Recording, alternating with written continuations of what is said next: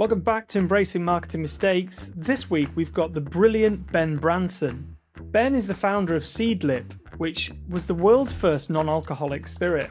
He didn't just create a new drink, he created an entire new category. This is a brilliant episode. I think you're going to enjoy it. If you love a founder story, this one's for you. So sit back, relax, and let's get into it. Enjoy.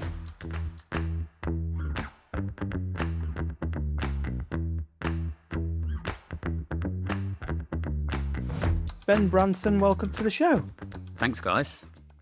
So, Ben, you've created a product that totally changed and created a market. I mean, when I first heard about the products, I remember thinking, I wonder what it tastes like, because it's a alcohol-free spirit. So, it's got its own flavor, if I remember rightly. So it's not a gin, it's not a vodka, not alcoholic wine.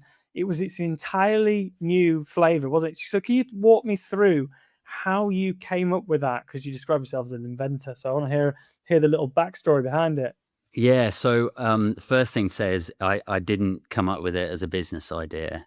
Seedlip was really some experiments and a bit of, I guess, going down the rabbit hole of botanicals and herbs and spices. And I'm someone that, I guess, if I'm interested in something, I want to get to the bottom of it. So it wasn't enough to buy a bit of mint and rosemary in a supermarket or grow some basil at home. I wanted to understand all of it, all the botanicals, all the history.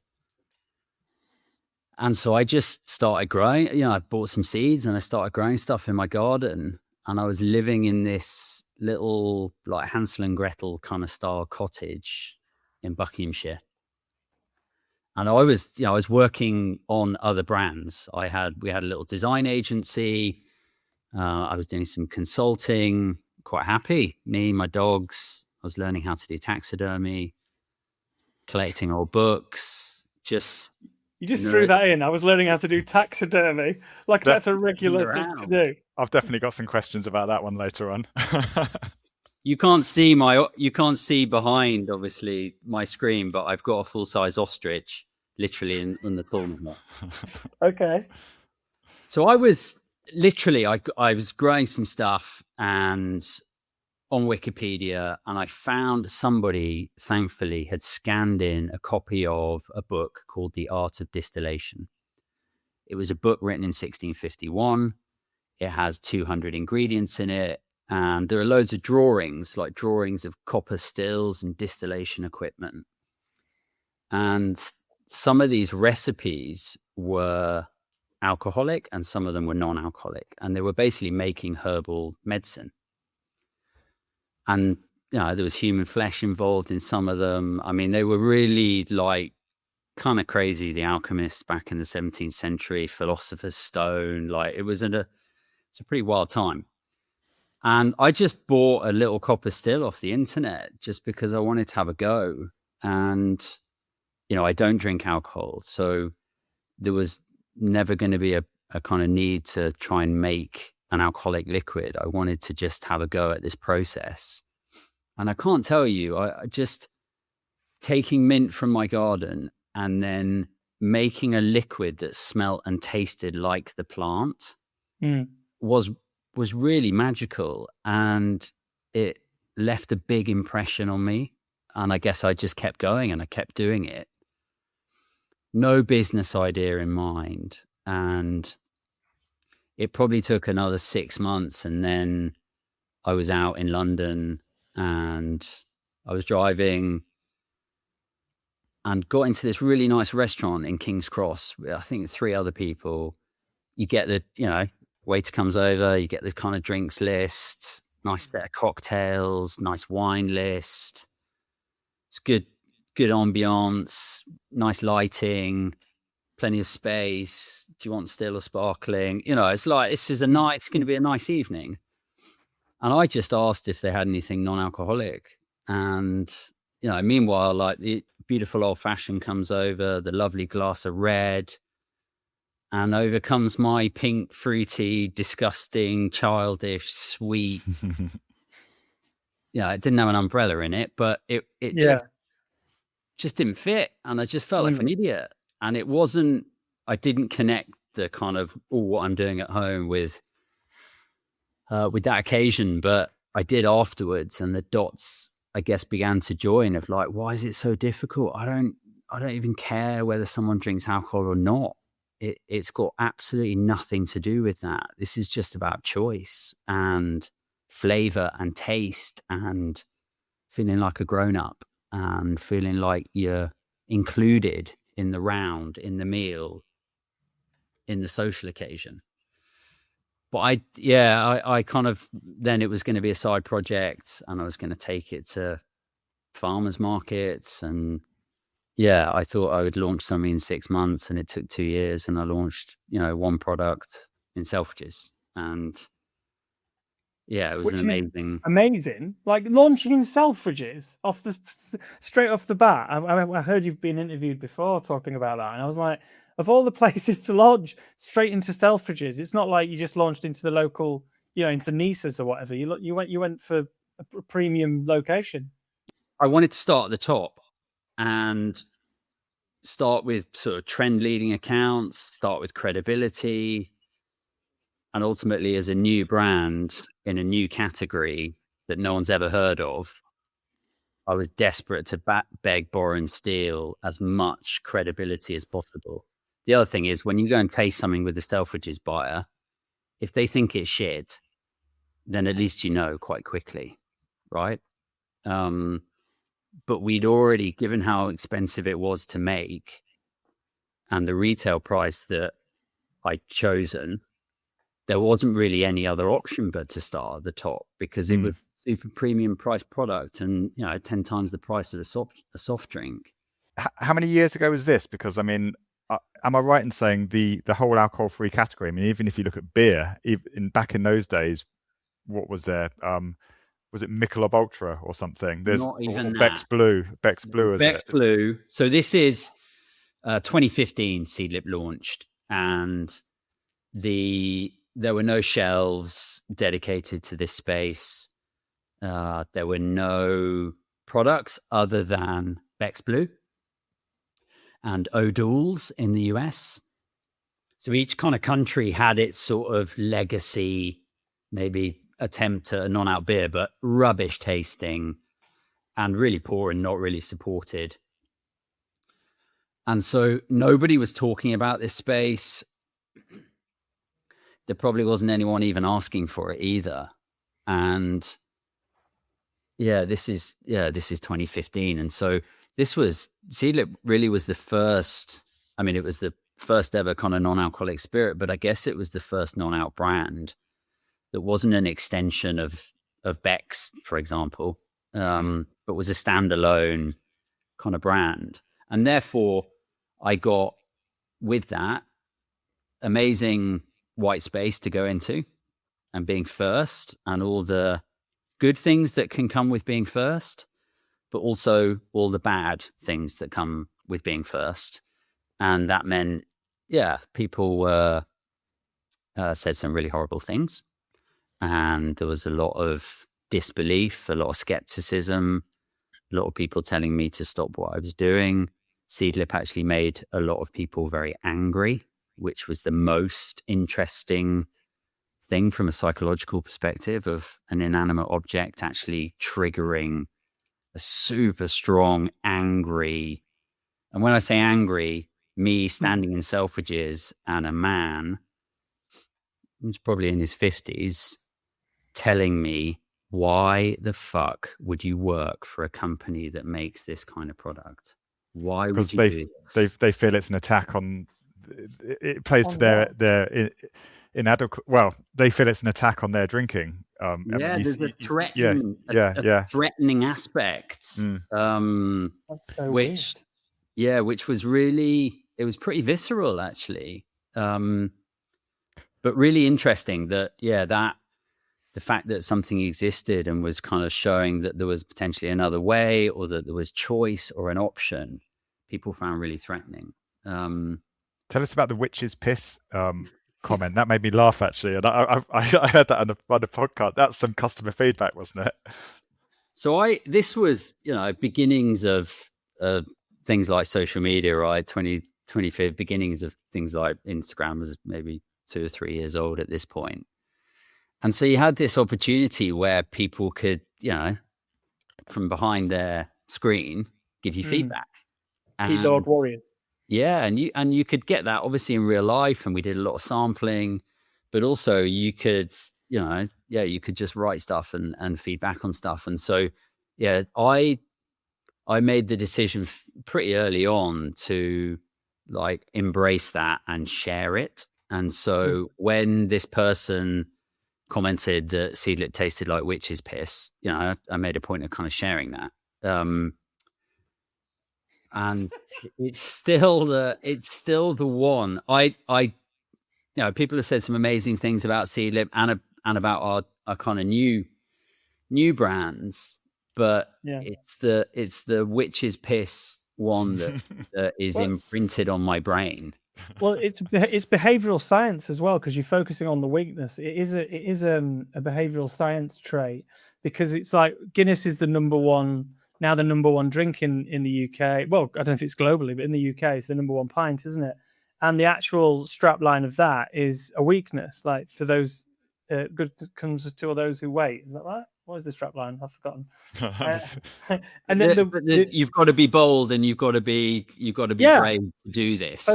Focusing on your weakness is actually quite endearing, and it makes you think, well, if it's quite entertaining. It's like when Jimmy Kimmel does that thing where he gets people to read out tweets that critique, mean tweets, mean tweets, and it's hilarious where people have got to read out like tweets about they're really mean, because let's face it, Twitter and online trolls, it's not real life. Like you say, they're keyboard warriors.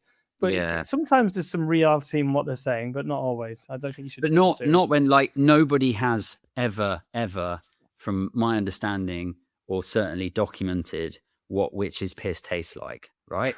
and so it's kind of, on the one hand, it's a really nasty thing that someone has said, but on the other, in my head, it cannot be. Like, it can't make sense. And so it's even kind of more ludicrous. But I do think in a new category, and with people, brands, founders doing things differently, there is going to be the hate, and there is going to be the, and you guys will know the famous sayings around, you don't want indifference, and it's better to have a strength of feeling in either direction, and better to help people feel something. Otherwise, if people just think things are nice all the time, then I'm not sure you even know where you stand. It's wallpaper as well, isn't it? It's like Marmite, same thing. All the brands that stand for something, often, they stand out. It's better to be that than vanilla, basically. Correct. In the middle. Yeah. So after obviously you launched into Selfridges, you then saw incredibly rapid growth, and obviously there's a kind of a huge pent up consumer demand for. I mean, the fact that you're creating a category as well is amazing. So talk us through kind of post Selfridges to just before Diageo took a majority stake. Yeah. So in my head, I'd spent kind of 2 years, and it was 2 really hard years creating Seedlip. A, I didn't really know a lot about the drinks industry. B, I was learning about making liquids and tasting liquids and putting liquids together. Then I was learning about business and how to set up a business, and I was on my own, so I was kind of learning everything. I had bought the book Business for Dummies. Like, I signed up for the wrong VAT scheme. I kind of nearly got completely scammed on trademarking the Seedlip name. Oof. You talk about some mistakes, like that would have been a really, I nearly got that. I nearly got the trademark one. Yeah, because it's quite a big one. That they're like fake websites, aren't they? Where they say global trademarks. It's when you're a new business entrepreneur, I remember setting up trademarks when I had to look at it, and they are really close to the ones that you should be using. But then you realize they're based in, sub-Saharan Africa or somewhere. Yeah. But they're very convincing. I would imagine quite a few business owners have been caught, because isn't it like $3.99 or so. It's not £399.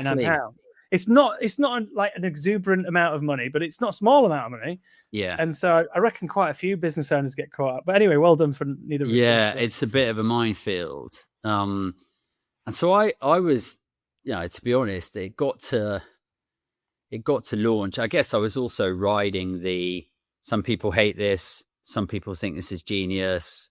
Well, I didn't really know whether it was any good one day to the next. And I remember like walking down Oxford Street and literally walking down Oxford Street, looking at every single person I was walking past, thinking, would they buy Seedlip? Do I think they buy Seedlip? Literally like go around in circles on it. Anyway, so I got to I'd written this big launch plan, and ultimately my goal was to get a bottle on a shelf, because I'd had loads of ideas historically and never seen any of them through. And so for me, it was all about, can I follow this through? And following it through, in my mind, the success was getting a bottle on a shelf.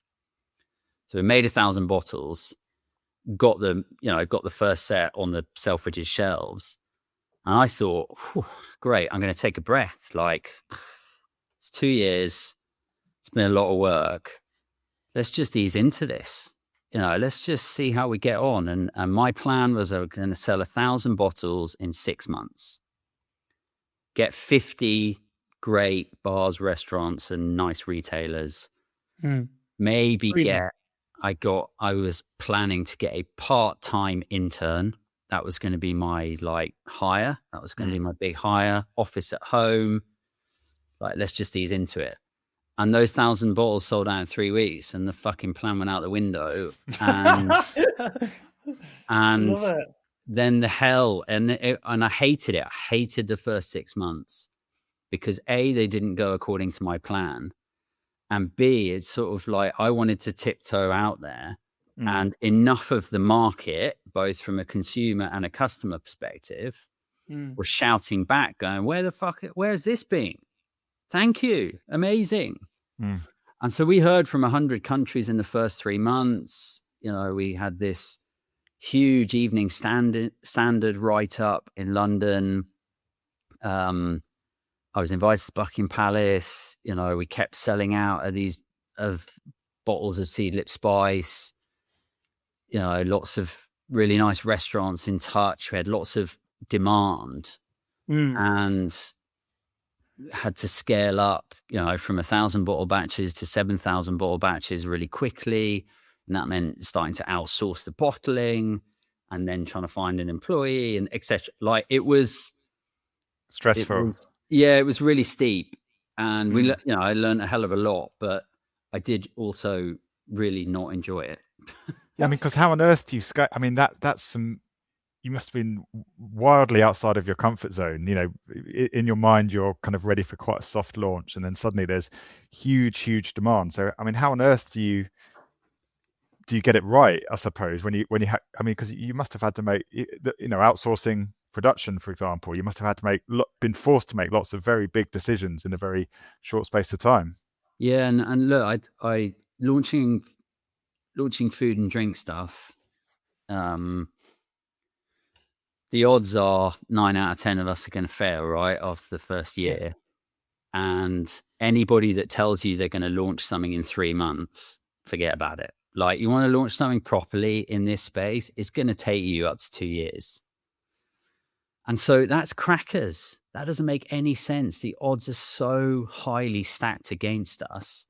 And I should note that I am back at the beginning and doing this again. It doesn't make any sense and is not a rational choice. I feel compelled though to do this. I'm so fascinated by flavor and psychology and socializing and how people get together and inclusion and belonging that I can't not do this. Even though it's my second time, the odds are so stacked against us.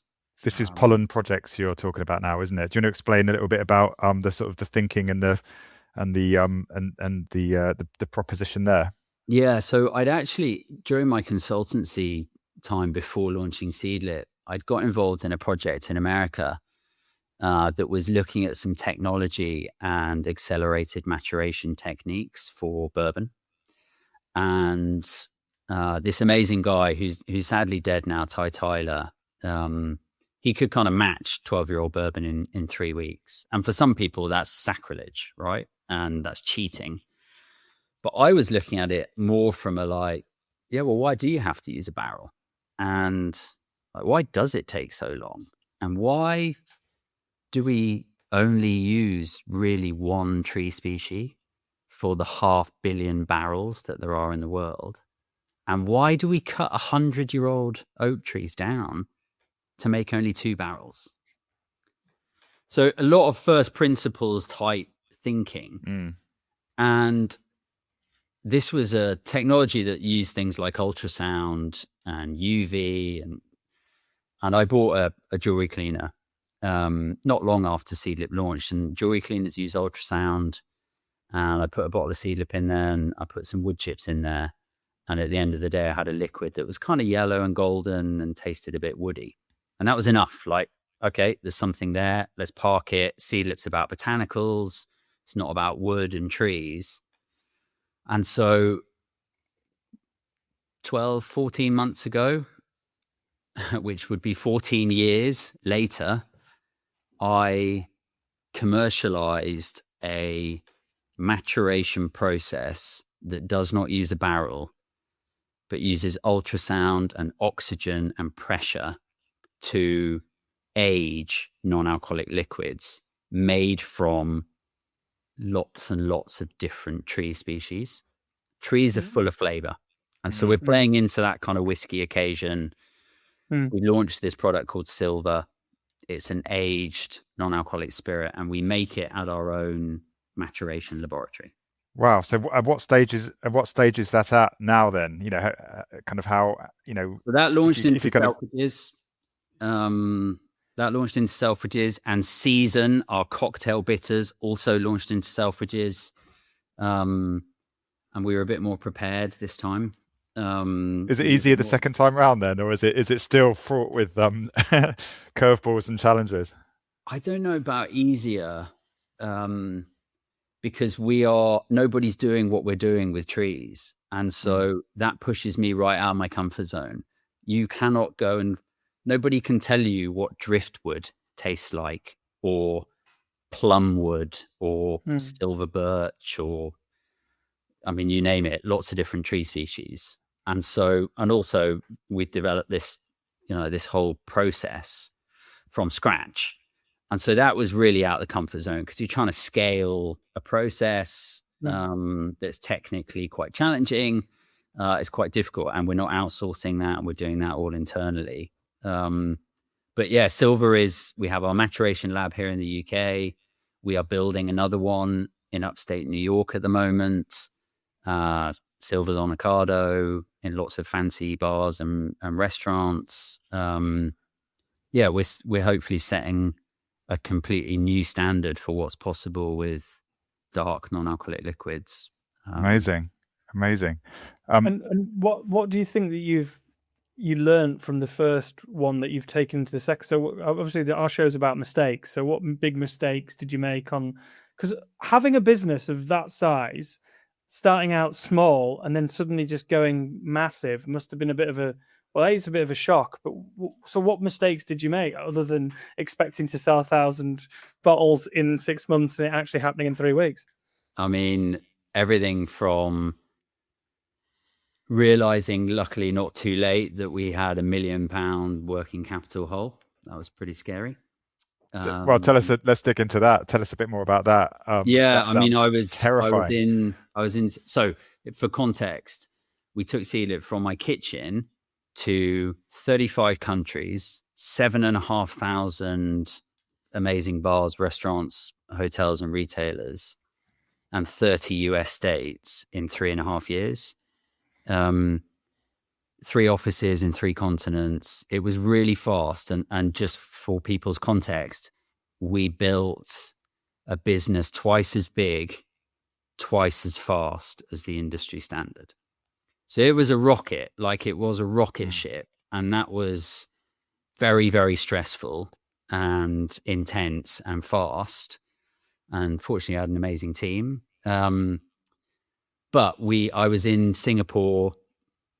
I was about to get on a flight to Australia and was kind of called for like an emergency. Can you get on a call, Ben?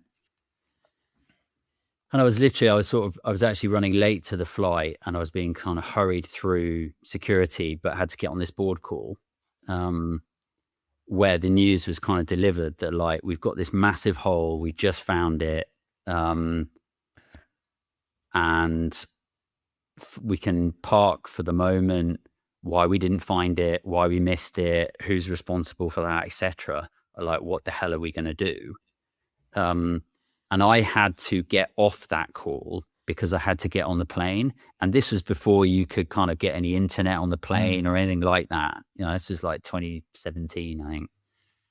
And I was knackered anyway. I was absolutely exhausted. So I was slightly on my knees, and then I was just bursting into tears. And because I didn't know the solutions, because I had to get off the call, I just spent the whole flight basically in worst case scenario of like, this is gone. This is it. This is it.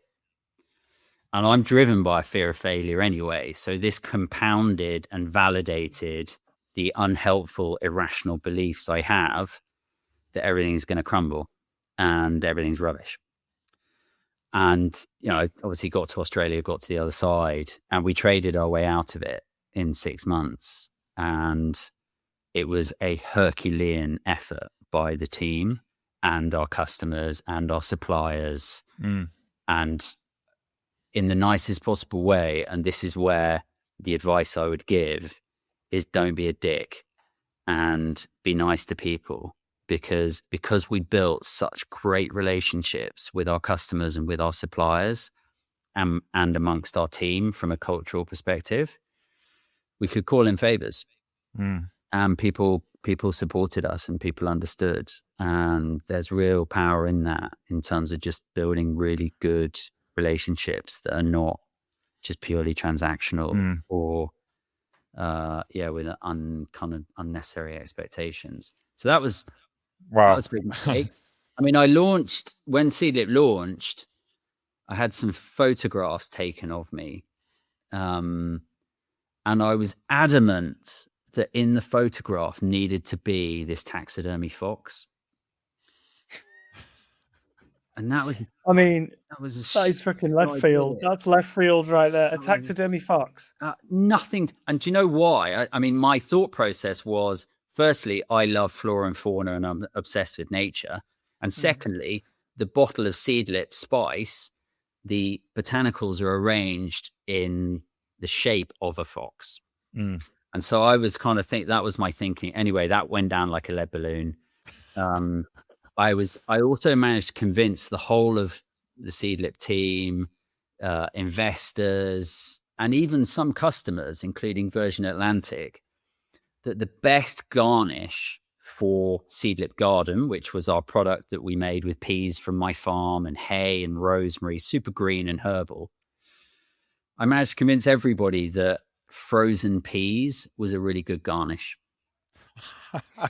And again, that went down like a lead balloon. And I was like, oh, what's a garnish that everybody's going to have at home all the time? You know, it's always in people's freezers. It's an absolute staple. Obviously, we've distilled peas for the drink. Everybody loves peas. This is a surefire winner.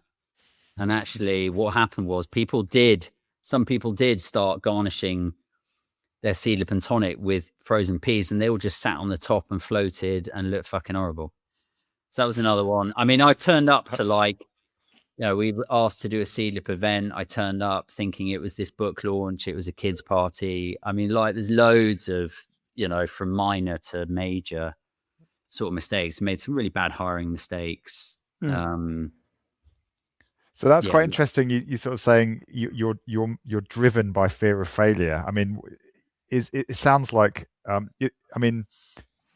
And I read somewhere else that your interest, what you're really interested in is problems and what you can learn from them. So is that kind of, I mean, it sounds a bit cliche to say, you're constantly, well, it sounds like you're not afraid to make mistakes. You learn from them and it makes you stronger. Is that a fair assumption? Yeah, I think I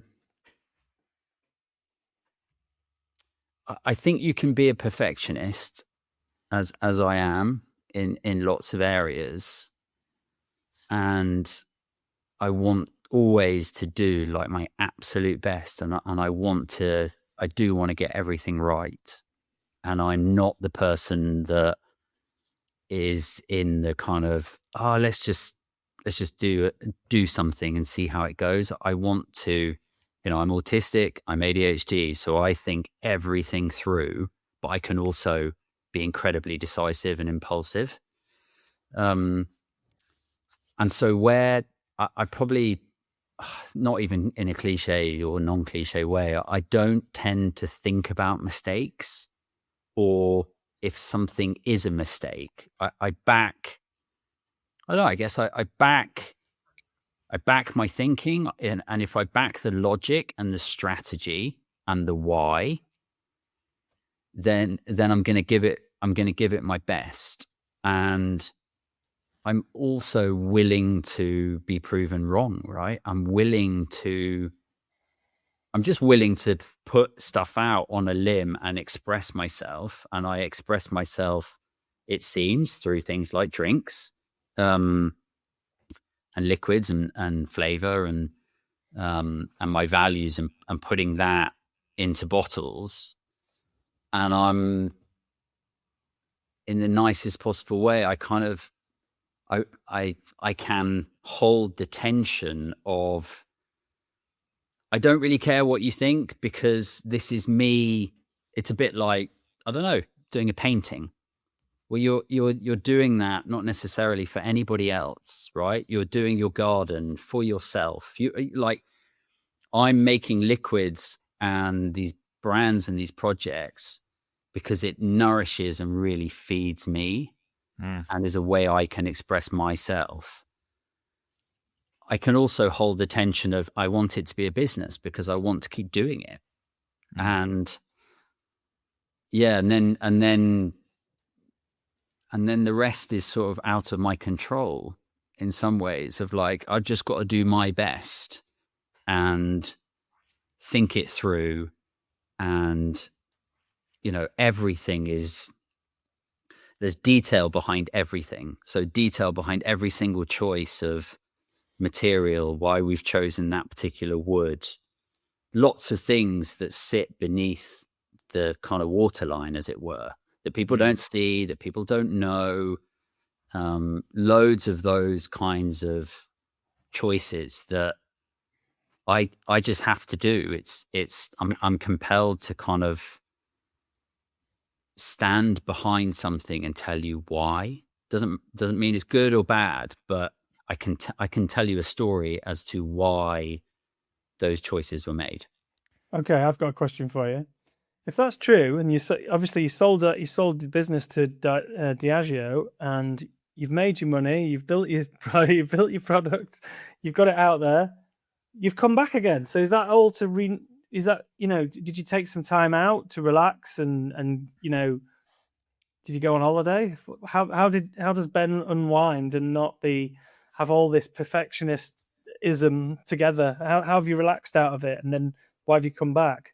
Yeah, good question. I mean, summer of 2019, we sold the majority of Seedlip to Diageo, and the day, 10 days after we did that deal, our second daughter was born. And I then took 7 months paternity leave, and came back just before COVID, basically. But I did a complete renovation. I managed a complete renovation in 12 weeks of a house with a newborn. And so I didn't really relax. I mean, I do, so I don't work weekends. I don't work evenings. I've got 3 kids. I take holidays. That's really important. And we used to I got really angry with people, even at Seedlip, if they didn't take their holidays. But I love what I do.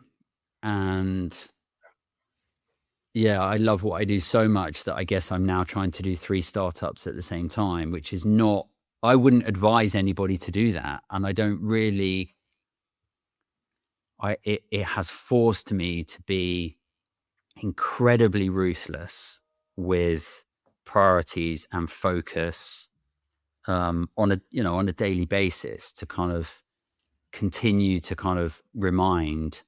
And I only have 3 priorities, right, across all my projects, and I imagine that they're going to stay as priorities for quite a long time. They all have lots of things off them, but I keep those 3 things as the most important things. And the third one of those is time for myself. That's it. And that might be working time, reading time, thinking time, driving time, Really? whatever. But some sort of, because otherwise I'll burn out. I'll go crazy. So you've talked about your late diagnosis when it came to your autism and ADHD. So how did that come about, and did that change anything when you got diagnosed as being neurodiverse? Did you kind of look back on your journey and think that explains a few things? I mean, and how has that kind of changed things looking forwards as well? Yeah. So 4 years ago, I had never heard the word neurodiversity before. I had never heard the word dyspraxic or dysgraphia. And I had really ignorant, limited beliefs around autism, ADHD, Tourette's, dyslexia. And out of curiosity, I'd started, like, I heard a guy in the drinks industry who I know talk about the way that his brain worked. And I kind of was like, oh, that's interesting. I kind of, I resonate with that. Then I heard another founder on a podcast. They'd recently been diagnosed autistic, and I was relating to a lot of what they were saying. And so, I know a lot of people go for assessments because they're in crisis, right? And things are really bad. And let me just say that suicide, addiction, trauma, homelessness, unemployment, divorce, bullying, exclusion, prison, neurodivergent people over-index on all of it. The outcomes and prospects, if you are neurodivergent and not supported, are really dreadful. And this is part of the reason why we've set up a charity and are trying to do something about this. But I was really curious, and I started Googling and ended up going for a 12-week assessment whilst my wife, 12 weeks, remote kind of a remote process. Yeah. And my wife was 8.5 months pregnant. I didn't tell her. I didn't tell anybody. I just kind of wanted to know if it answered some of the questions I'd continually had about myself growing up and, today. And the psychologist said to me, "Congratulations, Ben, you're autistic." And I kind of really felt that and believed that. And I then went for an ADHD assessment sort of 6 months later. And so I am the kindest to myself that I've ever been. I am probably the clearest about myself than I've ever been. And bearing in mind, I saw my first psychiatrist when I was 8, and I've been sectioned, hospitalized, rehab. I was a heroin addict till I was 25, and tick all of those suicide attempts, trauma, addiction, homeless, prison, etc. boxes. And so, it's been a wild realization. And then I've again felt compelled to do something about the fact that we have these dreadful statistics, and So yeah, we've kind of chosen media, I guess, as our way of doing that, and communications and research. We've got a big campaign coming out later this year. This is the hidden 20%, isn't it? The charity's called. 20%. Yeah. And is that 20% of people are neurodiverse, diagnosed or undiagnosed? Is that the received wisdom that everybody cites is that 1 in 5 or 1 in 7 people are neurodivergent. That number has never, ever been checked, studied, or validated.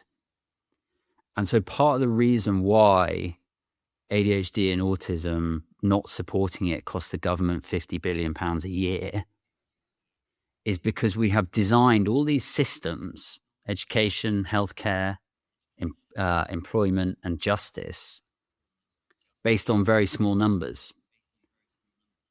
And we have done a lot of work in this space, and we get to a very different figure that we're going to be talking about later this year. And a kind of request that we start designing the right size systems and support for people, so that all these downstream bad things that happen in people's lives may be able to be changed, improved, and brought down.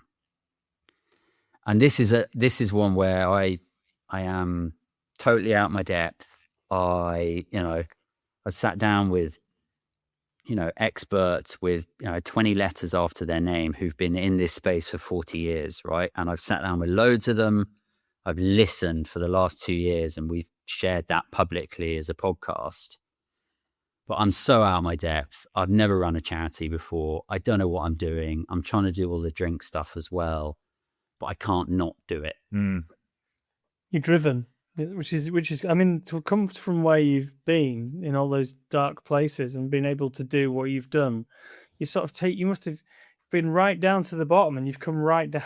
You came right out the other side, and that fear of failure has driven you on and on and on, and you aimed high to go straight into the Selfridges, and then build a category, and then the fear of failing, and then being on that flight. It's the whole story is brilliant. It's really interesting. I think I'm a bit deluded, Chris. Like, I think I'm a little bit oblivious to the risk of, well, you're starting right at the top. Like you're saying, why don't you just go to like the farmers market? No, it's got to be the top.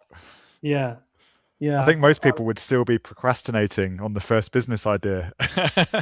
Amazing. You said you did consultancy work. So is your background marketing then, or what were you consulting in? So my dad's in the design, like my mum's in farming, my dad's in design.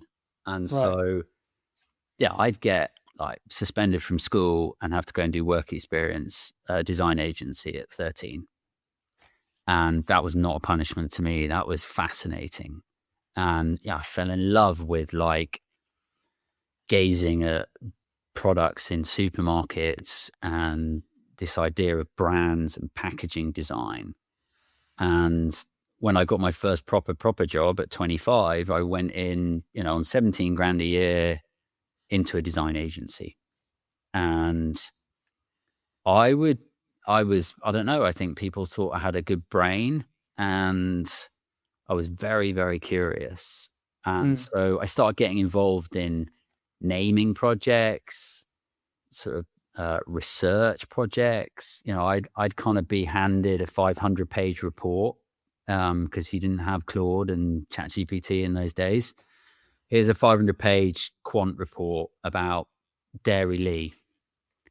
Tell us what the hell we should be doing. And so I'd mine that and found I could spot patterns and distill complex data into like a design strategy. And I could take that into mood boards and aesthetics and a creative direction. Amazing. And so I left that agency 3 years later on £70,000, presenting, to like, I don't know, global CMOs of Domestos or Pampers Nappies or Veuve Clicquot or Heineken, So yeah, I was like 28 when I left, and then I got asked to do this project with the Nike Foundation in Africa, and that was a kind of 9-month project in Ethiopia, Nigeria, and Rwanda for their kind of teenage charity brand that was all focused on girls and empowering girls. And yeah, that was absolutely amazing. That was absolutely incredible. So yeah, I guess I've always, I don't know, what am I kind of good at? I'm good at absorbing and being a sponge and understanding what's going on maybe in the world, or good at thinking stuff through. I'm good at coming up with tight, focused, laser beam strategies and what that then means in terms of product and brand. And I'm good at kind of systems and spotting patterns and joining seemingly disparate things together to make sense. And then I guess I back my palate and my nose. What's the sort of future? What you're looking to do next then? Well, obviously you've got these 2 projects that you're kicking off, and you've got the charity as well, which is amazing. I mean, Yeah. my son is my son's confirmed ADHD, and my brother suffered from depression, and I sadly lost my brother to it. So I've been through the whole world of all of it. So mental health is something that is well versed in my family, and I'm well aware of all of it. So the fact that you're doing something great like that is really great, and to have somebody with your brain behind it driving it, who's, I think, you should be commended for that, because everyone can do something, and the fact that you've been driven for that is really amazing. Yeah, so, thank you. I realized that actually all my heroes are either believed to be or are neurodivergent. Everything from Agatha Christie and Steve Jobs and Hans Christian Andersen and Spielberg and Alexander Bell, and we owe so much to diversity of mind, and we don't realize that the screens that we use and electricity, the music we listen to, sport we like watching, etc. So many of those people, it's a natural evolution of the human brain, and we've over medicalized it, and we've therefore made it stigmatized and a deficiency, and not that it's all kind of, it's not all wonderful, and we don't even realize as a society all of these bad things that are happening. We haven't joined them up yet, and I'm looking at this from a blueprint strategic perspective of everyone's fighting all these individual battles and everything's fragmented, and we need to kind of unite and there be a focal point. And anyway, so I'm driven to I got to see that work through, Chris. That's a big focus. We've got a small team, but we've got some really exciting stuff coming up, which is great. And I've been lucky to sit down with neuroscientists and neurobiologists and world leading autism experts and amazing people with just amazing stories doing amazing things. And that feels like a real privilege to have access to that. The pattern recognition and stuff you were talking about is a prime autistic thing, isn't it? Some of the world's best minds have been able to see patterns where they're not, because they've got the autistic. It's a talent as well. I mean, it's a lot of the secret services use puzzle breakers, don't they? And a lot of them are autistic. So I mean, the whole thing's fast. That area is, like you say. I know about it, but I'm not an expert in it. But I've witnessed a lot of it, having been. Yeah, and if you are, if you've got your own business, regardless of making food and drink stuff, your number one job is to be a detective, right? And I am constantly assimilating clues, right? To understand if something's working or it's not working, or we need to change something. I'm constantly looking at signals. So when a guy I know in the drinks industry, WhatsApps me earlier today, and he sends me a photo of a tree because he's like, I was just thinking about you, Ben, and I saw this lovely tree. I know that what we're doing with silver, as wild as that sound, is working because people are seeing trees and they are thinking of silver, Mm. and that's a great kind of mental connection to make. But yeah, we've got big plans with Hidden 20%.